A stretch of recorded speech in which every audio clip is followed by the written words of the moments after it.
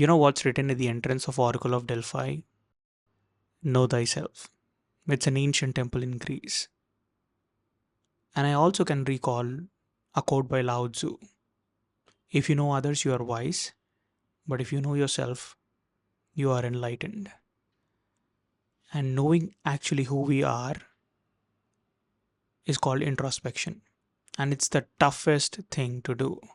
We know the beautiful and the good parts of ourselves, but do we know the ugly intentions that we have, the bad things that we did? It's like we are blinded by the dark side that we have, because human beings are all about survival.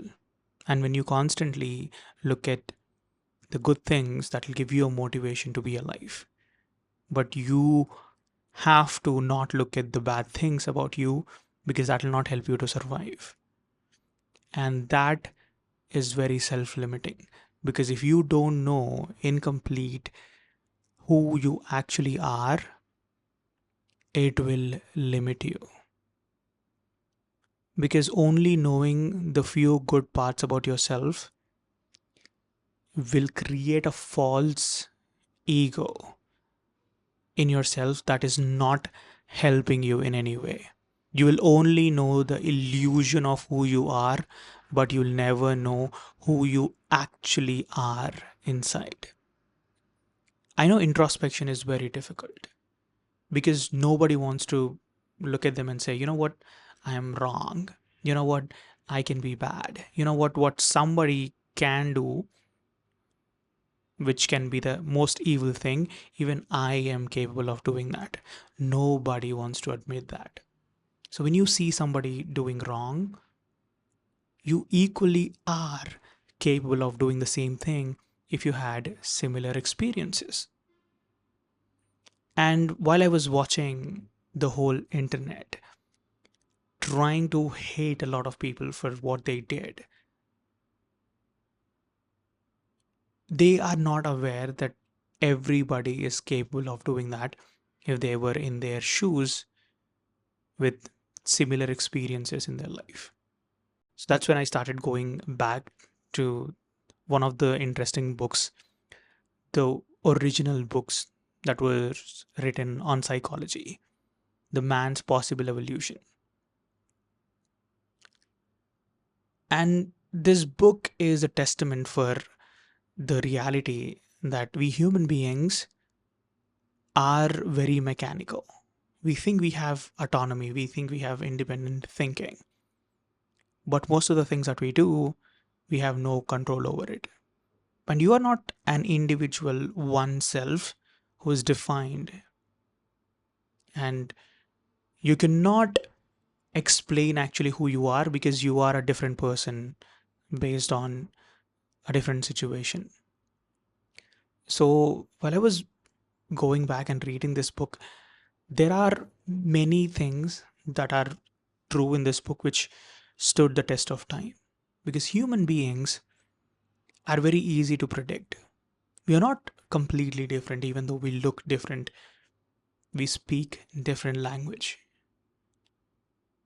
Our cultures are different, but fundamentally, all we are trying to do is to survive. And when your intention is to survive, you will rarely think about others. You're so selfish that you don't even know it. That is called self deception, that you are blindsided by your own shortcomings. That feels good to know the good things about you. That can be empowering, but it's not you. That is not what makes you who you are. So I know it's really difficult, because knowing who you actually are can be a very uncomfortable conversation with yourself. That is not something your ego is okay doing on a daily basis. But if you don't know who you are, if you always want to keep all the bad things that you did, all your ugly intentions, and not so good motivations to do something hidden, you are deceiving not just others but yourself. And I know it's very difficult to come into terms with who you actually are, with everything that you want in life, with everything that you have inside your head. But the only true peace can be achieved if you keep asking yourself, am I actually different from them? Or am I capable of doing the same thing if I were actually in their shoes? So stop blaming others, because we are all fundamentally the same. You'll do anything and everything to survive. Even though you can disagree with me, but deep down, you know it. And the more you run away from it, the more you avoid this conversation, the more you feel like you are descended from angels. Instead, we are just smart monkeys, right? If you still feel like, you are handmade by God, you are actually not helping yourself. Because maybe if you're too delusional,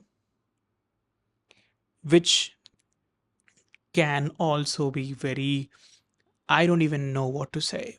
I can only show empathy to people who literally and believe in themselves so strongly that they think they cannot be wrong. They think they cannot be bad.